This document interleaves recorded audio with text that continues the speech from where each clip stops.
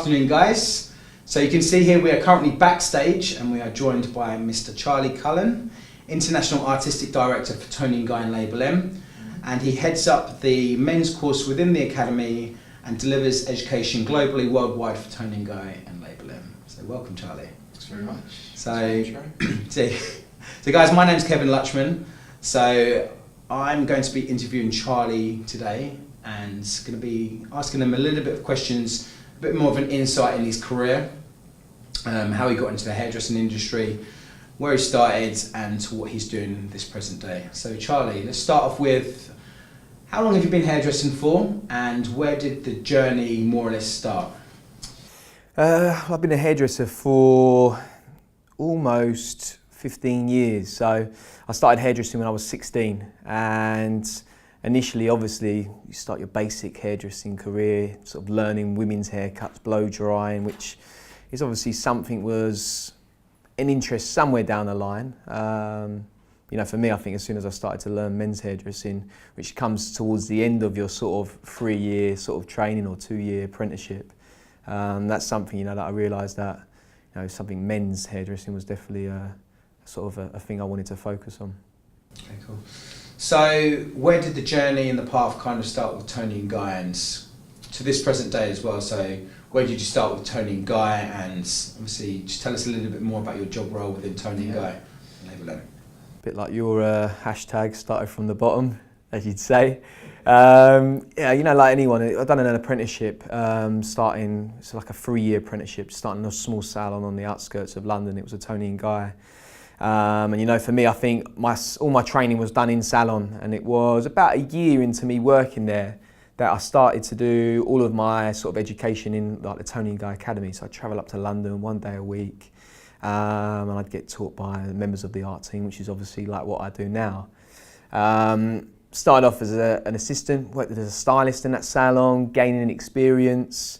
And I suppose really until I felt that I really wanted to work into London, where it could test me and I could maybe push my career to sort of them sort of higher stages, if you like. So I started working in a salon, Toni and Guy in Sloane Square. Started to do some training to become an art director, which takes a lot of time, a lot of evenings, as you well know. You were there most of the time with me. And yeah, you know, spending all that sort of time travelling into London before eventually, you know, becoming an educator.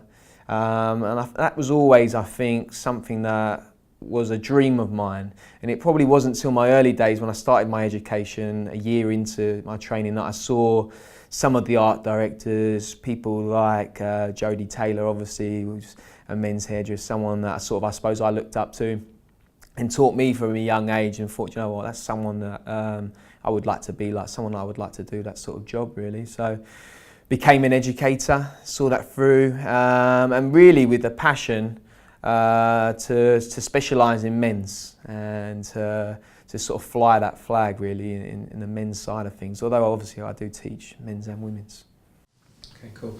So again, obviously being an International Artistic Director for Toni and Guy and Label M, so you head up the men's course within the Academy and globally as well, doing the shows and seminars. So tell us a little bit of information on the courses, you know, why is it so different? Because at the moment, as you know, there's so many people delivering education, there's so many people doing courses and shows and seminars, and it's kind of like a cool thing to be an educator at the moment. So kind of tell us your thoughts about that, and obviously tell us a little bit about the information on the courses. Yeah, I think it's I suppose, a cool thing to do, and I think it's good for the industry that there's a lot of people out there that want to educate, but also that a lot of them people are also open to the education that's going out there. You know, I don't think sort of naive to think that whatever we do is the only thing that's out there, and that's good.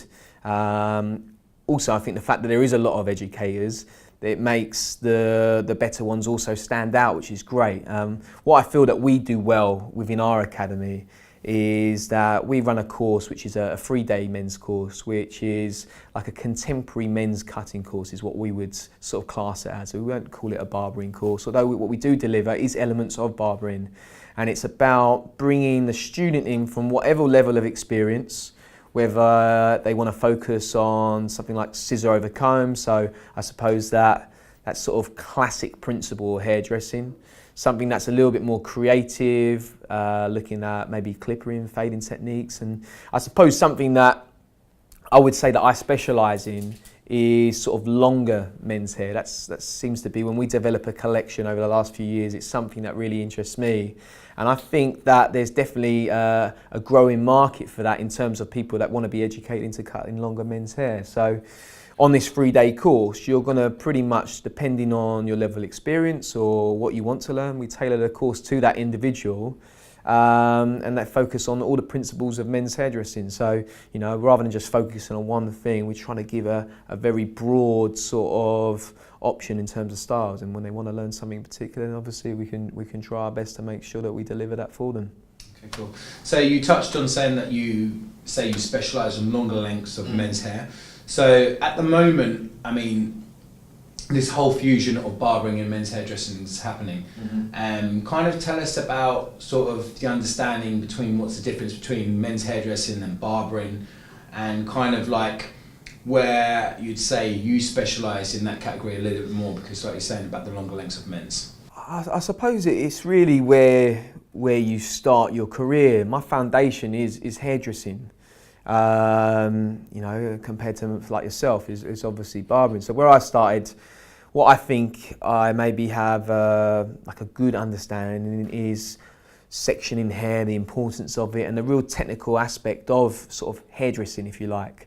So try to bring that into men's hairdressing, and obviously in a simplistic way, because you don't want to overcomplicate men's hair anyway. Whenever we're cutting, you want to keep it simplistic.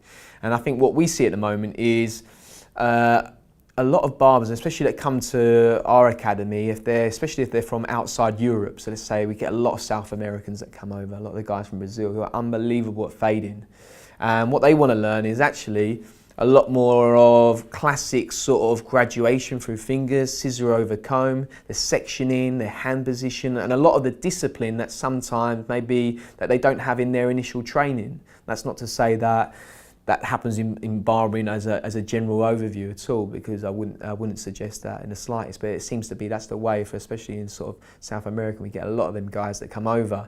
And I suppose then on the opposite side of things, a lot of our own sort of like Toni and Guy staff, or some of our sort of British based hairdressers, they want to see the element of fading and how barbering has become such a big subculture in itself, that they want to go through and to learn how to skin fade and how to work these taper techniques and markups, etc. So I think that works great for us in fusing both of them together, so we can try and take the best elements of each one, so that you deliver a haircut which has the feeling and execution of a barbering technique, but also with a hairdressing texture. And I think finishing hair, that comes into it as well, because it's a finishing side of things, how you can make something look very modern or dated, or how you push that in a direction. So we see it's the biggest time, and you know, we've said it for a little while now, that fusion of barbering and hairdressing. And I would probably call myself a men's hairdresser. You know, my background isn't barbering, although I like to use elements of that, and I like to specialise in men's. You know, I suppose I have to sort of stay true to my roots. That's my sort of foundation of sort of hairdressing, and I appreciate the skills from both sides.